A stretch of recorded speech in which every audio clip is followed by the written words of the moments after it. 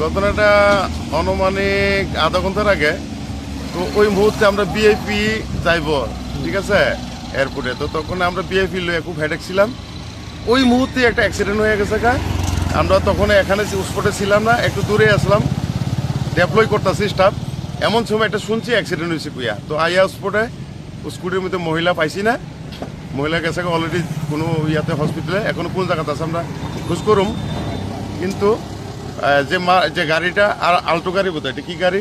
Alto গাড়ি, ইয়ন। তো এটা বিশালগড়ের ড্রাইভার আমরা থানাতে পাঠাইছি। তো যাইতে আসলে নিচে দিয়া রং সাইডে আসছে, এই সিনেহানে ব্রিজের উপর দিয়ে আইছে। এই ঘটনাটা এই কারণেই।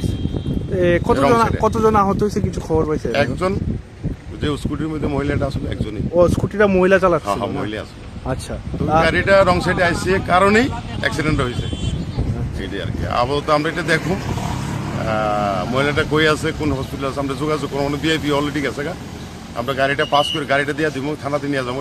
ক্যারেং আইতাছে, এরপরে আমরা ইয়ে করুন, যোগাযোগ মাধ্যমে আমরা লয়ে এলাম। ঠিক আছে, নমস্কার।